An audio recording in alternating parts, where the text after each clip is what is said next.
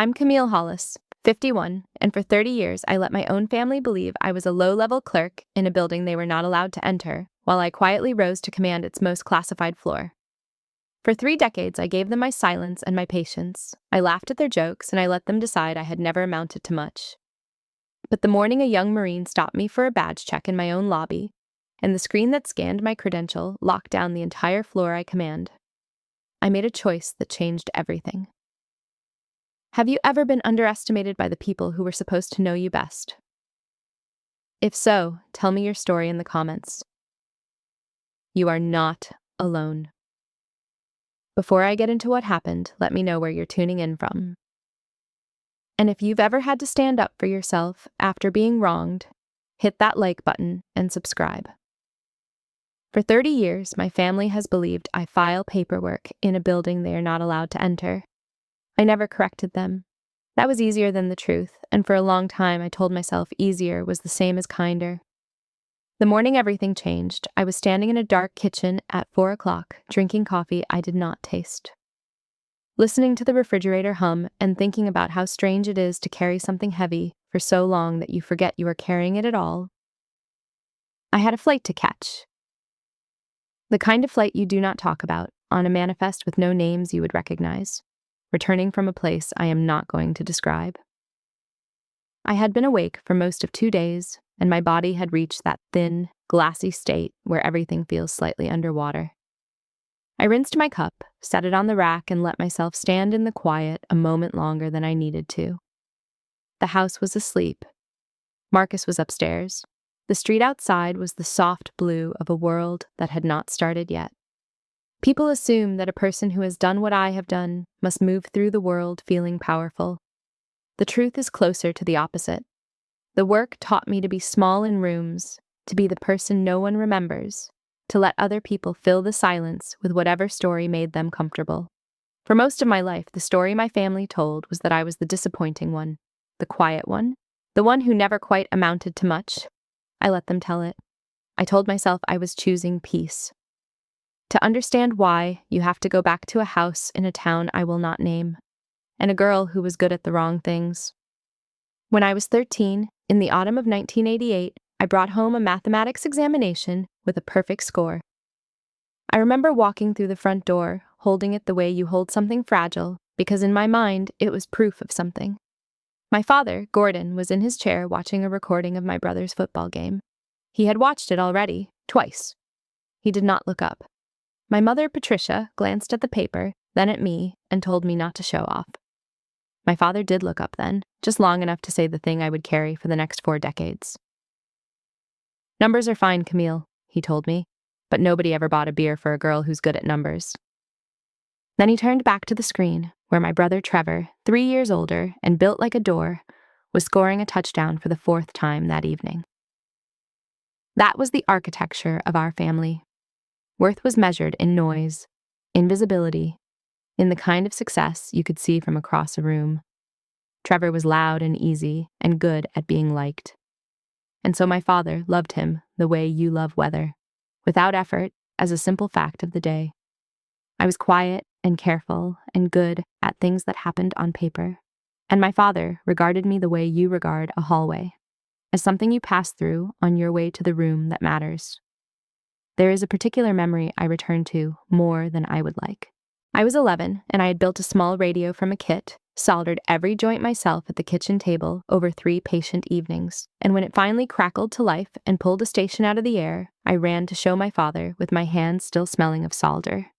He was on the phone with one of Trevor's coaches.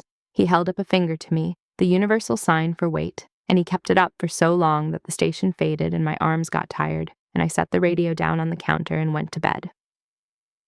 In the morning, the radio was gone. My mother had tidied it into a drawer, the way you tidy away a thing that does not belong on display.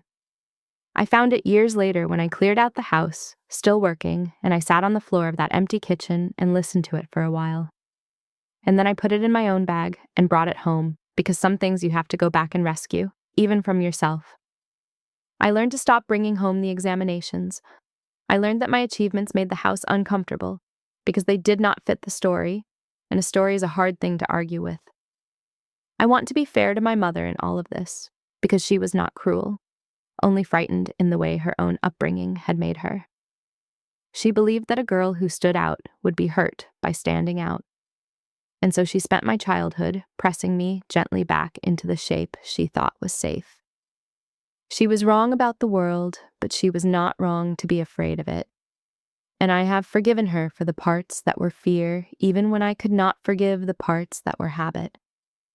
So I got quieter, I got better, and I waited for a place in the world that would measure me by what I could actually do, rather than by how much room I took up at the dinner table. In the spring of 1993, when I was 18, I found it. I won a Navy scholarship, a full ride through a reserve officer training program, the kind of thing that should have made a father proud. My father called it charity. He told the neighbors I had joined up because we could not afford a real school, which was not true, and which stung in the specific way that only a lie built on your own success can sting. Trevor, home from his first year of selling things, leaned back in his chair and grinned at me. "Relax," he said. "She'll be back home by Christmas. She can't even change a tire." Everyone laughed, and I laughed too because that was my role, and I was good at my role. But underneath the laugh, I made a small, private promise, the kind teenagers make and most of them break. I promised myself that one day I would be exactly who I was, fully and without apology, and that I would not need any of them to clap for it. It took me 33 years to keep that promise. The day I finally did, it happened in a lobby, in front of a crowd, because of a young Marine who was only trying to do his job, and a brother who could not resist one more joke. The only person who ever made me feel large instead of small was Marcus. I married him in 2004 when I was 29. He was a software engineer, gentle and unimpressed by spectacle, the kind of man who listens to what you do not say. I kept my own name, Hollis, partly out of stubbornness and partly because I wanted at least one Hollis in the world to mean something other than the family legend. Marcus is the only one outside the work who knows what I actually am. The night before that flight, I had called him from the road, and he had said the thing he always says when the family comes up. "They don't get to know you, Cam. That's not your loss. It's theirs." I believed him about 90%. The other 10% is why this story exists.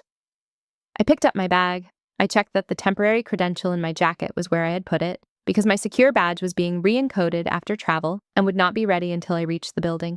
I stepped out into the blue dark and pulled the door shut behind me, quiet as a held breath. A woman the gate agent would wave through without a second glance, carrying a secret the size of a building, on her way to a morning she did not see coming. The disrespect was never one enormous moment. If it had been, I could have pointed to it, named it, fought it.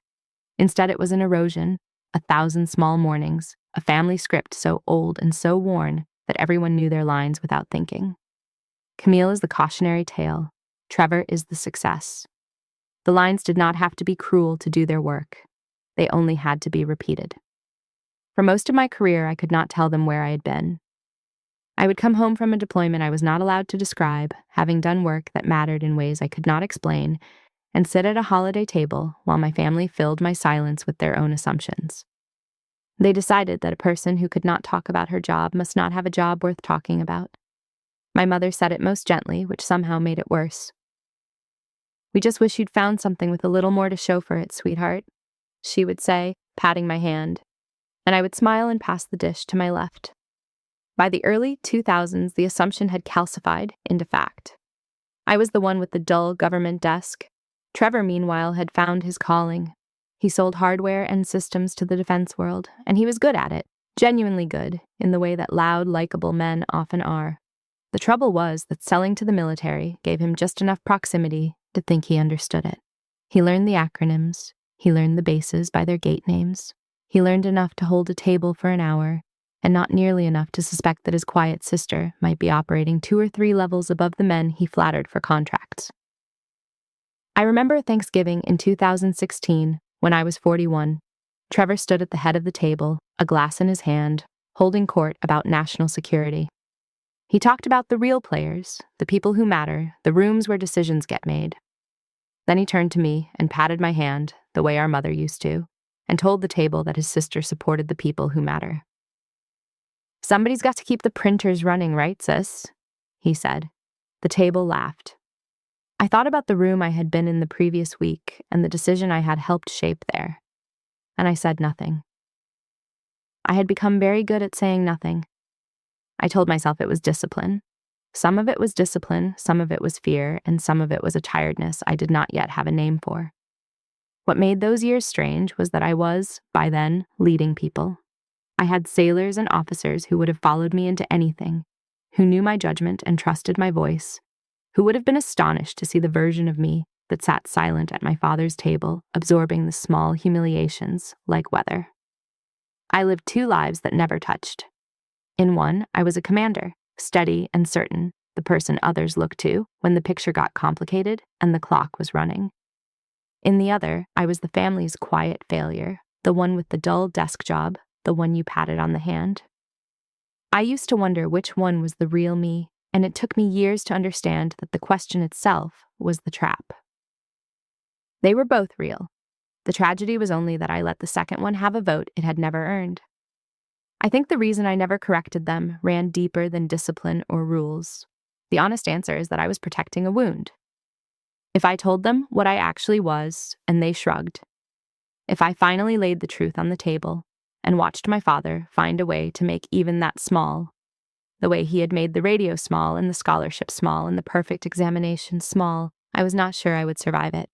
As long as I never told them, I never had to learn whether the truth would have been enough. Silence kept the wound closed. It also kept it from healing. I did not see that trade clearly until a young Marine forced the truth into the open without asking my permission, and the thing I had been most afraid of turned out to be the thing that finally let me breathe. The hardest one came in 2022. I was 47, and I had just been selected for flag rank. For those outside the military, that is the threshold almost no one crosses, the narrow door from officer to admiral, the moment a career stops being a job and becomes a kind of stewardship. I could not tell my family. The selection itself was not classified, but everything around my particular path was sensitive enough that I had long ago stopped offering my family any thread they might pull. So I drove to a family dinner with the news folded up inside me like a letter I would never send, and I watched my father spend the better part of an hour bragging about Trevor closing a large contract. The day I was selected for admiral, my father spent dinner explaining my brother's commission percentage. I smiled and passed the potatoes. The pin in my pocket weighed nothing and everything. I want to be honest about something, because it is the center of this whole story. I was not blameless in the arrangement. I could have told them more, within the rules, at any point across those years. I could have said, I cannot give you details, but I need you to know that what I do is real, and it is large, and it matters. I never said it. I had decided long ago that their belief was a loan I did not want to take out, because I did not trust them to forgive the debt. So I protected the lie. I told myself I was protecting the peace. They are not the same thing, and it took a young Marine and a screen full of red to teach me the difference. In the late spring of 2026, the machinery of my schedule did something it had never done before. My flight home was routed to bring me through headquarters first thing in the morning. On the same day, a contractor demonstration was booked into the public concourse of the building. I did not think anything of it. Demonstrations came through often. I had no reason to know which firm had won the slot, or that a familiar loud voice would be standing in the guest line when I walked in. 2 calendars, my brother's and mine, were quietly drawing toward the same lobby on the same morning, and neither of us had any idea. The building at Fort Meade where I work is not a place that announces itself kindly. The public atrium is all glass and pale stone and turnstiles, designed to be polite and immovable at the same time. On a normal day, I enter through a separate flag entrance, badge in hand, and I am at my desk before most of the building has finished its first cup of coffee. This was not a normal day. My secure badge was still being re-encoded after travel, and I was carrying a temporary credential, the kind a contractor or a visitor might hold, which meant I came in through the main concourse with everyone else, tired, in plain civilian clothes, a 51-year-old woman in a traveling jacket with a roller bag and 2 days of no real sleep behind her eyes. I had taken perhaps 10 steps into the atrium when a young Marine stepped in front of me.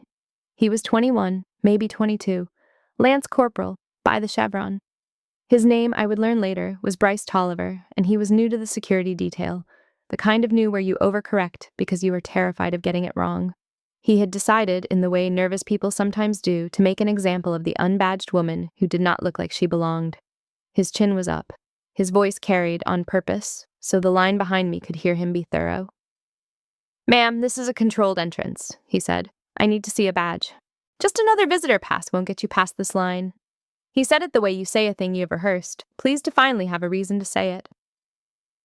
I was reaching for my credential when I heard the laugh. I would have known that laugh in any building on Earth. I turned, and there was my brother Trevor, standing in the guest line for his company's demonstration, delighted, already narrating my life to the strangers beside him. "Oh, that's just my sister," he announced to the group, loud enough to reach the turnstiles. "Don't worry about her. She pushes paper for the government." He shook his head at me with the fond contempt of 40 years. "Camille, honey, you're holding up the people who actually work here. Just show the nice young man your little badge." A few people in the line smiled. The Marine, encouraged, squared his shoulders, and I felt the old machinery start up inside me, the reflex that had governed my entire life. Smile, comply, shrink, let them have the story, keep the peace. For a single second, I almost did it. I almost handed over the temporary pass without a word and let the lobby believe whatever it wanted to believe. Instead, I looked at the young Marine, and I made a different choice. Not a loud one. I simply asked him, calmly, to scan my credential properly, the full read, not the visitor glance. He wanted to make an example of me. I let him. I have learned that the truth is heavier when you do not throw it. There is a kind of authority that announces itself, and a kind that simply waits. And I had spent 30 years learning the second kind, in rooms where the first kind would have gotten people killed. So I held out the credential, and I kept my voice even. And I watched a boy who thought he was about to win decide exactly how he wanted to do it. Behind the desk, a gunnery sergeant named Hector Salas was watching, half amused, a senior Marine ready to back his junior. He gave Tolliver a small nod, the kind that says, "Go ahead, run it. Teach the lady how the building works." "Happy to scan it, ma'am," Tolliver said. And there was a grin under the professionalism now because my brother's commentary had told him I was safe to humiliate. "When it comes back as nothing, you can step aside like everybody else." He took the credential. He turned to the reader, mounted by the turnstile. My brother was still talking, something about how I had always been the shy one, how I had a steady little job, how it was sweet that I tried. The line was relaxed and entertained. And the Marine swiped my credential through the reader, expecting nothing. The screen did not show nothing. The screen flashed red. A banner came up that the people in the lobby could not read, but that Salas could. And a calm, automated voice said a phrase that meant something very specific to everyone in that building who held a clearance. And then I heard the sound I had heard only in drills. The heavy, final thunk of the magnetic locks engaging on the floor doors, sealing the controlled spaces. As the building's automated security posture responded to a credential flag it was built to take seriously. For half a second, the lobby did not understand what was happening. Then Gunnery Sergeant Salas read the screen, and the color left his face, and he came around that desk faster than I have ever seen a man his size move. And from the stairs at the far end of the atrium came the sound of someone running, dress shoes hard on stone, and a voice I knew well, my chief of staff, Captain Dorian Fry, who had been waiting for me upstairs and had seen the alert light up on his own panel. "Attention on deck," Fry called out across the lobby in the parade ground voice they teach you and you never forget. "Admiral on deck." The word landed like a dropped tray. Conversation stopped mid-syllable, and Salas, reaching us, turned on the young Marine with the controlled fury of a senior enlisted man whose junior has just stepped on a landmine in front of God and everyone. "Tolliver," he said low and hard. "Stand down, now!" The whole atrium had frozen. The red banner glowed on the screen and reflected, faintly, in my brother's face. And the young Marine stood holding my credential, staring at a reader that told him, in plain institutional language, that the woman he had blocked, the woman his audience had laughed at, the woman his job was to keep away from the controlled floor, was the flag officer who commanded it. I want to tell you that I felt triumphant. I did not. What I felt mostly was tired, and underneath the tiredness, something I had not expected, which was a strange and quiet sorrow for the boy in front of me, who had just learned in the worst possible way that you cannot tell what a person carries by looking at them. The locks released within seconds. A credential flag is a protocol, not an accusation, and the system is built to seal and then verify rather than the other way around. By the time the echo of Fry's voice had faded, the doors were already unsealing with a softer click, and the lobby was beginning the slow, embarrassed work of pretending it had not just witnessed something. But the silence stayed. Silence like that does not clear when the locks do. Gunnery Sergeant Salas was the first to speak, and to his credit, he spoke to me as a professional, not as a man trying to save himself. "Ma'am, my apologies. The Lance Corporal will be dealt with." Tolliver had gone pale and rigid, standing at a position of attention so precise it looked painful. My credential still in his hand because he had not yet been told he was allowed to move. I took the credential back gently. And then I did the thing that I think surprised everyone in that lobby more than the locks had. "There is nothing to deal with," I said. I said it loud enough to carry because the lobby had made my humiliation public and I was not going to make my decency private. He challenged an unbadged person at a controlled entrance. That is exactly what I would want him to do. The day a sentry waves someone through because she looks important or because someone in line vouches for her is the day this building stops being safe. Gunnery Sergeant, I want it noted in his favor, not against him. He did his job. The protocol did mine. Tolliver's eyes moved to me, just barely, and I saw the confusion in them, the way a young person looks when the world does something they did not know it could do. I gave him a small nod, the kind that releases a person, and Salas, reading it, told him quietly to carry on, and the boy stepped back to his post on legs that did not entirely trust him. I did not look at Trevor. I want to be honest about that because it would be a better story if I had turned and met my brother's eyes in some cinematic moment of vindication. I did not need to. I could feel him at the edge of my vision, frozen in the guest line, and I understood with a clarity that was almost gentle that he had just watched the entire foundation of our family story crack down the middle, and that nothing I could say would land harder than the silence already had. Fry fell into step beside me, still rattled on my behalf, and walked me toward a side office off the atrium while the demonstration group milled in confusion and the building's mourning resumed around us. He was angry in the specific way that good staff officers get angry. Not at me, but on my behalf, at the system that had let it happen. "Ma'am, who authorized a flag officer to come through the visitor line?" he said under his breath, holding the office door. "Your badge re-encode should have been expedited. This should never have happened. I will find out who dropped it." "It happened because I let it happen, Dorian," I told him, and I sat down for the first time in what felt like a week. My badge was not ready. I was tired, and I walked in the front like a normal human being. "Don't go hunting for someone to punish. Tell me about the overnight traffic instead." Because that was the truth of who I was, underneath the lobby and the locks and the family ghosts. I was already back at work, because the work was the one place I had never had to pretend. Fry hesitated, then said the thing he had clearly been deciding whether to say. "Ma'am, your brother's in the demonstration group, the vendor. Do you want me to have him moved out of the building?" I thought about it. I genuinely considered it, not out of cruelty, but out of a tired wish to not have to feel anything else that morning. Then I shook my head. "No," I said. "Let him see exactly where he is." It was not a threat. I did not mean it as one. I meant that for the first time in 40 years, my brother was standing inside the truth instead of outside it. And I was not going to rush him out of it. He could stand in my building, on my floor's threshold, in the place his jokes had decided I could never belong, and he could look around and understand. The truth is heavier when you do not throw it. I had thrown nothing. The weight was already doing its work. That evening I went home, and I let the day land for the first time. Marcus took one look at my face and did not ask the usual questions.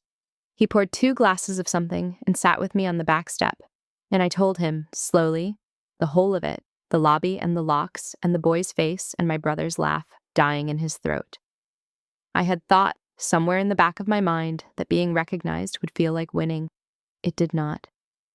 I thought being recognized would feel like winning. It felt like setting down a bag I had carried so long I had stopped noticing the weight. That was the truth I sat with on the back step. For 3 decades I had managed my family's comfort with my own smallness. I had handed them a version of me that they could digest.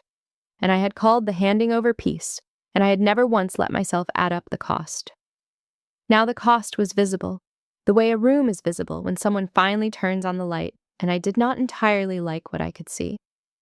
Because here is the thing no one tells you about being underestimated by the people who raised you. After a while, you start to suspect they might be right. Not in your front mind, where you know your record and your rank and the things you have done. In the back mind, the child mind, the 13-year-old at the dinner table holding a perfect score that nobody wanted. That child had believed them a little.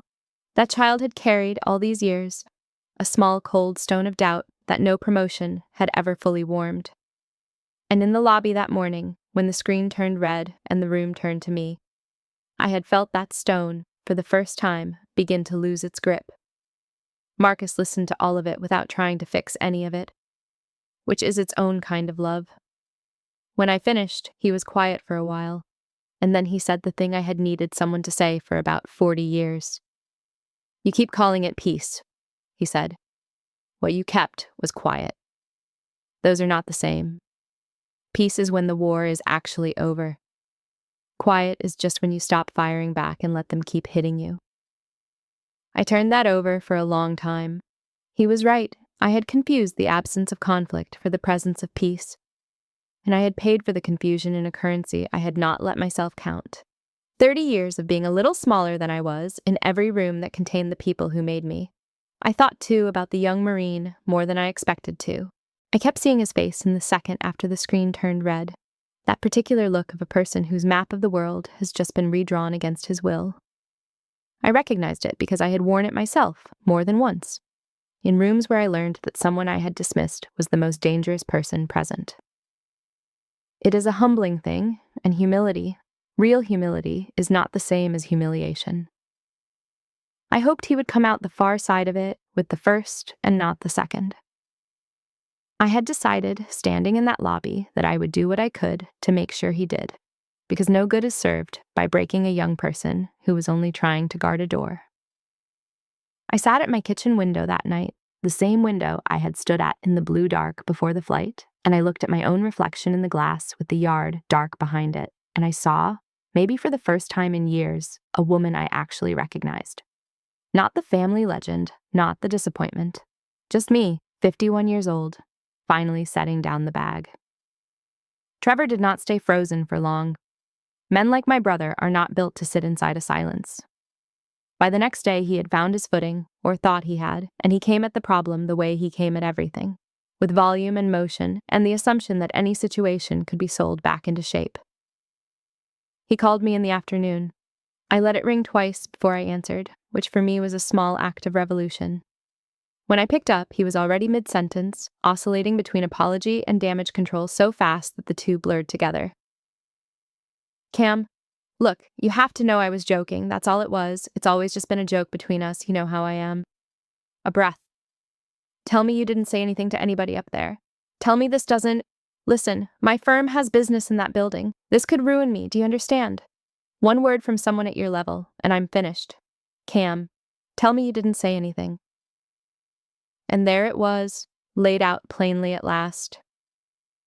In the first real crisis, my brother's instinct was not to wonder how I felt standing in that lobby, or to ask who I had quietly become, or even to apologize for 40 years of a joke he had finally seen the edge of.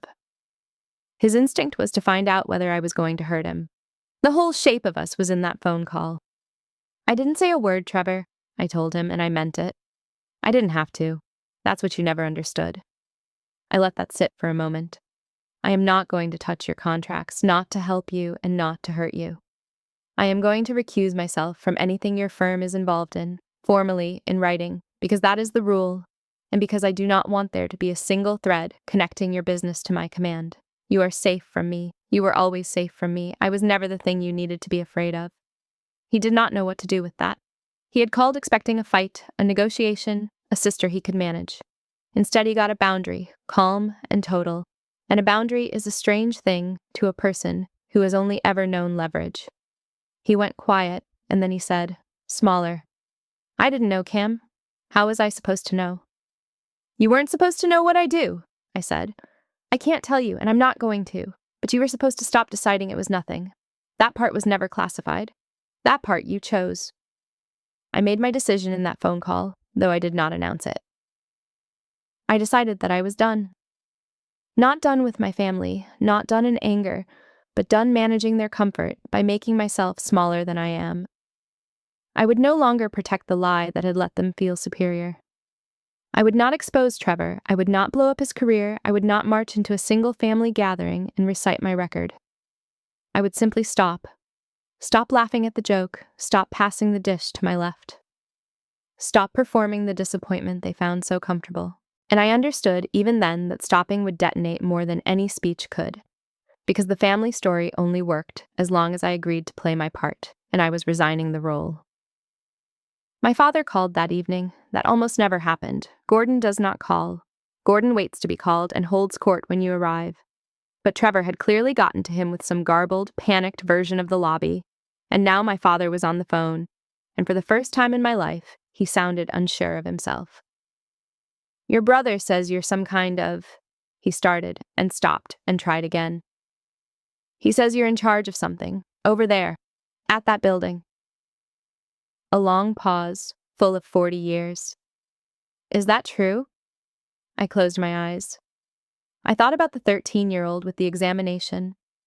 I thought about the scholarship he had called charity. I thought about every dinner I had sat through, holding something enormous and silent inside me while he praised the easy child. "I am, Dad," I said. "I have been for a while. You just never asked." He did not have a response. There was no script for this in him. My whole life, my father had known exactly who everyone at his table was, because he had assigned us our places and we had kept to them. Now one of us had stood up, and he did not know where to look.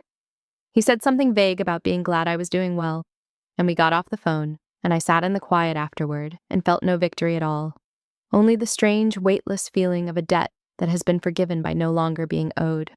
The relatives started calling after that. Word moves through a family like water finding cracks. An aunt, a cousin, the cousin's husband, who had always treated me like furniture. They called with a new warmth in their voices, a curiosity that had never been there before, and I noticed how quickly admiration arrives once it costs nothing. I did not punish them for it, but I did not perform for them either. I let a good number of those calls go to voicemail, not out of spite, but because for the first time in my life, I owed no one an explanation. And the silence felt less like a wall and more like a window finally opened. Without me there to absorb it, the family story could not hold its shape. My contempt had been the floor my brother stood on. He had built his sense of himself on being the one who mattered, the one who understood the real world, the brother of the sister who never amounted to much, and now everyone who had heard about the lobby could see the size of the gap between the man who claimed to understand national security and the woman who actually shaped it. I did not gloat over that gap. I did not have to. It simply existed in plain sight, the way a thing exists once a light has been turned on. Word travels in the small world of defense contracting, and it traveled now. The salesman who had publicly mocked a 2-star admiral who ran a key floor at the most sensitive building in the country became, briefly, a cautionary tale of his own. Nothing official happened to Trevor. I made sure of that, in the negative way, by touching none of it. But the easy confidence that had been his whole instrument went quiet, and a man who has only ever known how to be believed is poorly equipped. For the moment the believing stops. My brother had spent his life being believed. It is a hard thing to watch a man discover that belief was a loan, not a gift. I watched it from a distance, and I felt, to my own surprise, more compassion than satisfaction. I knew what it was to carry a story you did not choose. His story had simply been the flattering one for so long that he had never had to learn what I had learned at 13, that the world does not actually owe you its agreement, and that you have to become someone underneath the story in case the story ever falls away. There was a family gathering a few weeks later, and I went, on my own terms, which was itself a kind of declaration. In the old days, I arrived early and stayed late and made myself useful, the reliable one, earning a place that was never quite given. This time I arrived late and left early. I was present, warm, entirely myself, and not auditioning for anything. The relatives treated me differently with a careful new deference, and I neither enjoyed it nor refused it. I simply let it be what it was. The strangest part was how little I needed it. The deference I had spent a lifetime craving turned out, when it finally arrived, to be beside the point. I had stopped needing them to clap somewhere on a back step with Marcus, and I had not even noticed the moment it happened. A small thing happened in that stretch that mattered to me more than any of the family drama. A note came to me, passed up carefully through Gunnery Sergeant Salas, from the young Marine, Tolliver. It was short and badly spelled in one place, and completely sincere. He apologized for the lobby, for the way he had spoken to me, for the audience he had played to. He said he had not been able to stop thinking about it. I wrote him back because some things deserve more than silence. I told him there was nothing to apologize for. You did your duty, I wrote. Never apologize for that. The day a sentry waves people through because they look important is the day the building stops being safe. I told him the only mistake in that lobby had been mine, for walking in, tired and unbadged, and that he should keep being exactly as thorough as he had been, minus the audience. I heard later that he kept the note. I hope he keeps the lesson longer. That was the transformation, if I can call it that without sounding grander than I mean to. I began, carefully and within every rule I'm bound by, to let my actual life be visible to the people who had earned the right to see it, and to stop hiding it from the people who had not. Marcus had always known. Fry and the building had always known. Now, a young Marine knew something true about how the world is built. And somewhere across town, my brother sat at the family table that had once revolved entirely around him, and felt the center of gravity quietly move to a chair that had been empty for 40 years. None of this happened all at once, and none of it was clean. Forgiveness, the real kind, is not a single scene. It is not a tearful reconciliation with music swelling underneath. It is 100 small moments where someone decides, again, to choose you over the easy laugh, and you decide, again, whether to let them. I was not interested in instant forgiveness. I had given my family 30 years of instant forgiveness, a standing, automatic absolution that had cost me more than I ever let myself count. I was done with that. If they wanted me, the real me, they were going to have to earn their way toward her. And if they could not, I was finally strong enough to let that be their answer rather than my failure. Trevor surprised me. I will give him that. He came to see me a few weeks after the lobby, not to manage anything this time. I could tell within the first minute that he had not rehearsed a single line, which for my brother was its own kind of miracle. He sat in my kitchen, turning a coffee cup in his hands, and he asked me, with a clumsiness that was almost unbearable to watch, who I actually was, not what I did. He knew I could not tell him that. He asked who I had become while he was not paying attention. I think I spent 40 years needing you to be smaller than me, he said, looking at the table instead of at me.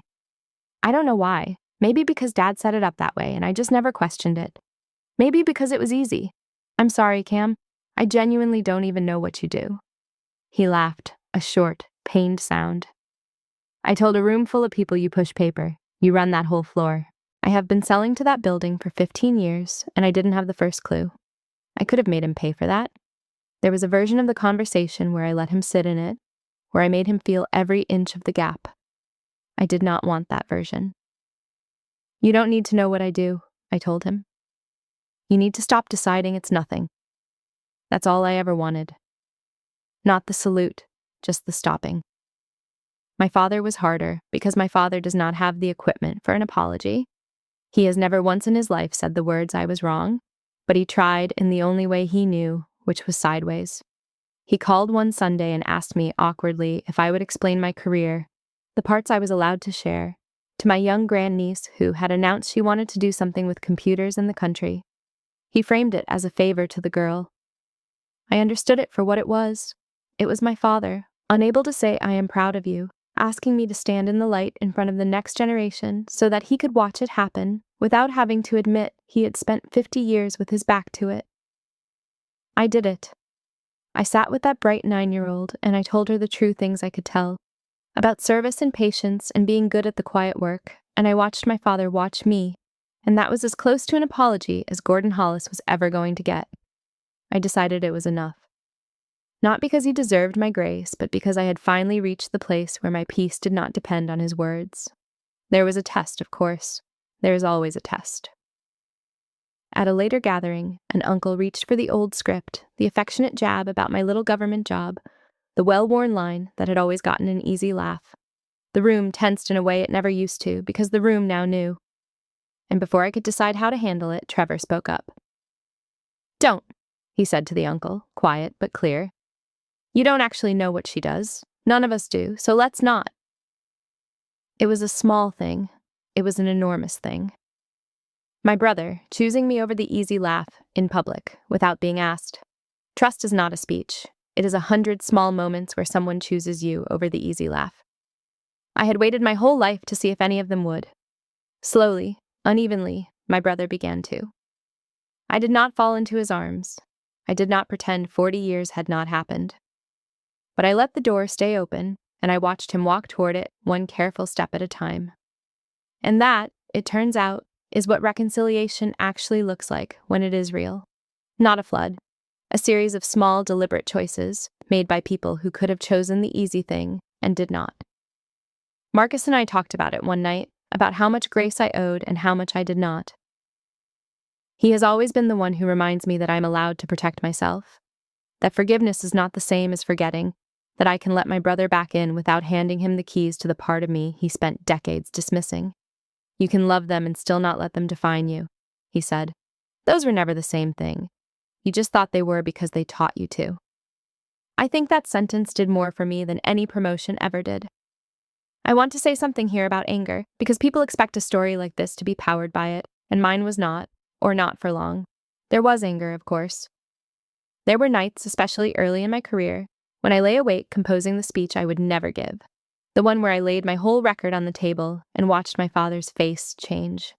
But anger is a poor fuel for a long journey. It burns hot and leaves you stranded. What carried me, in the end, was something quieter and more durable, which was the simple, stubborn refusal to believe their version of me in the one place it mattered, which was inside my own head. I lost that fight more often than I won it, for decades. The 13-year-old with the examination kept her grip on the small, cold stone of doubt. But I kept showing up to the fight, and somewhere in my 50s I started winning it more than I lost, and the lobby, when it came, did not create that change. It only revealed how far it had already come. There is a thing that happens when you stop needing people to be different than they are. You start to see them clearly, which is its own kind of relief. I stopped waiting for my father to become a man who could say he was proud of me. And once I stopped waiting, I could actually see the man who was there. An old man, narrowing, who had built his whole sense of the world on a foundation that could not bear the weight of a daughter who had quietly outgrown him. That is not a villain. That is just a person, limited the way we are all limited, and seeing him as a person rather than as the judge I had spent my life appealing to was the moment I finally stopped being on trial. By the time the summer came, the landscape of my life had quietly rearranged itself, and I had not even fully noticed it happening. There was no grand resolution, no scene where everyone wept and everything was made whole. There was only a changed world, the way a room is changed after you finally move the heavy furniture that has been in the wrong place for years. The family was different. I was different. And the lobby, to my private amusement, had become a small legend inside the building. A story the security detail told new arrivals as a lesson. The time a lance corporal locked down the floor on the admiral who runs it. I passed through that lobby often now, properly badged, and every time I did, I nodded to Tolliver, who had become exactly the kind of sentry I would want at that door, careful and unimpressed by anyone's importance, including, I suspect, mine. We never spoke about it again. We did not need to. The incident had made us both better at our jobs, which is the most you can ask of an embarrassment, that it teach you something instead of just costing you something. One afternoon, Fry and I stood near that lobby and talked, the way you do at the end of a long week, about the things that outlast a career. He is younger than me, sharp, the kind of officer who will go far, and he said something about how they would know my name in that building for a long time after I was gone. "They're going to know your name in this building for a long time, ma'am," he said. I shook my head. "I'd rather they know they can be exactly who they are and still get the work done," I told him. "That's the part that matters, not my name. The fact that the next quiet woman who walks through that door, carrying something she's not allowed to talk about, doesn't have to spend 30 years letting her own family decide she's nothing. If she learns anything from me, let it be that.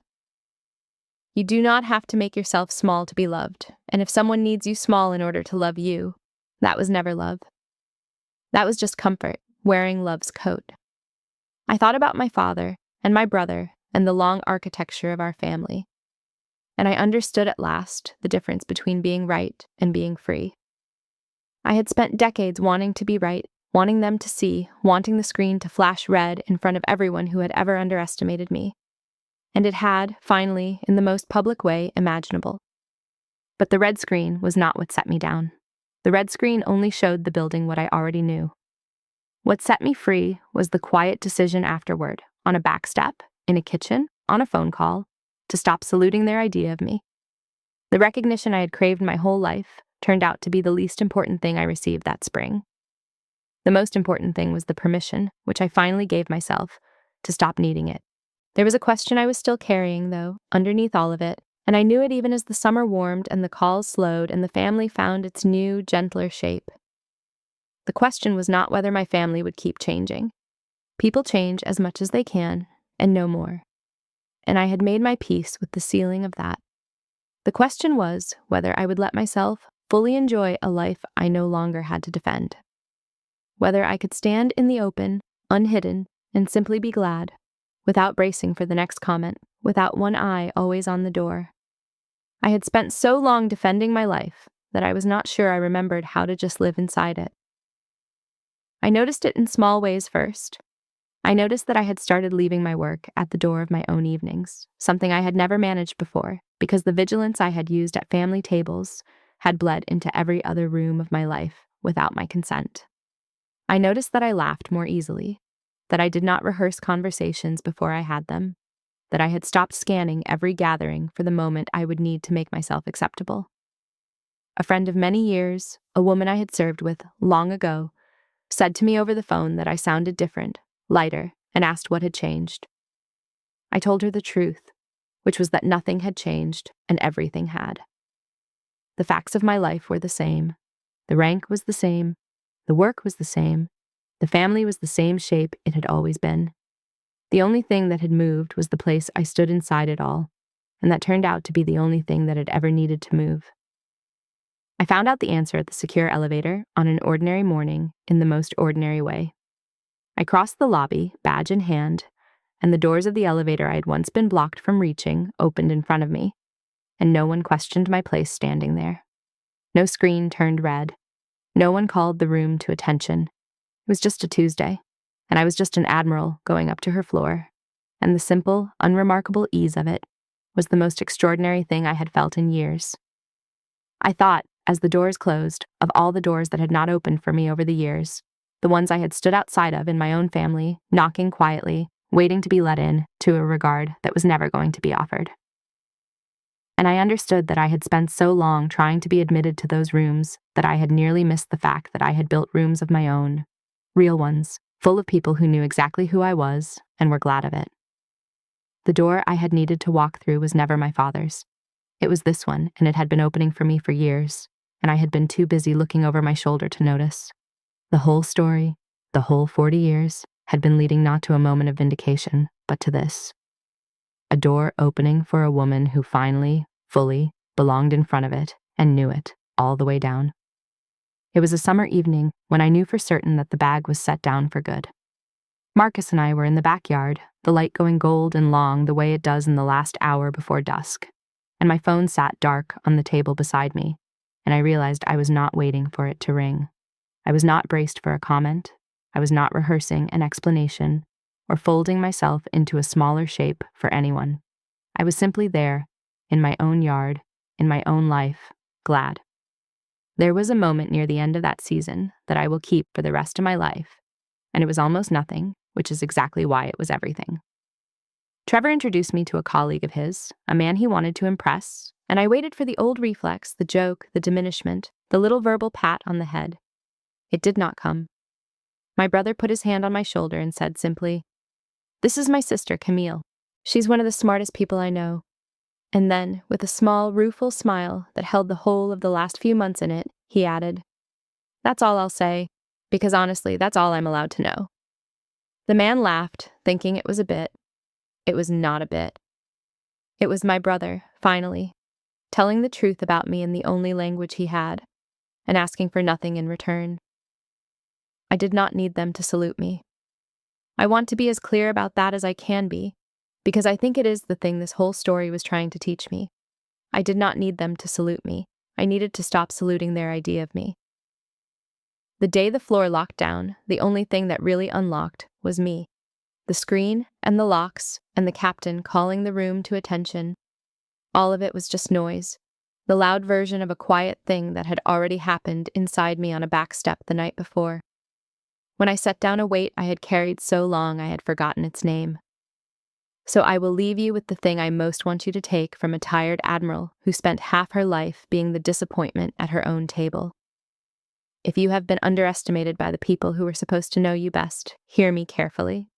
You do not have to wait for a red screen. You do not have to wait for the room to turn, or for the apology that may never come, or for the loud public proof that you were someone all along. The recognition is nice when it arrives, but it is not the thing that frees you. The thing that frees you is quieter, and it is entirely yours to give. The decision, made on an ordinary night, to stop making yourself small for people who are only ever comfortable with the small version of you. Set the bag down. You will be amazed how far you can stand up straight once you do. That night I stood at my kitchen window one last time, the light on inside, the yard dark and easy behind the glass, and I looked at the woman reflected there. 51 years old, at home in her own life. No badge required. And for the first time in as long as I could remember, I recognized her completely, and I was glad to be her, and that was the whole of the victory. And it was enough. If you've ever sat quietly at a table while the people who raised you decided you were nothing, I'd love to hear about it in the comments. Did you ever let the truth speak for itself instead of fighting to be believed? And was it worth the years of silence? Would you have thanked the young Marine the way I did? Or walked past him without a word? And if you had carried a secret that big for that long, do you think you would have set it down sooner? Tell me below. If this story meant something to you, hit subscribe and stay a while. It means more than you know.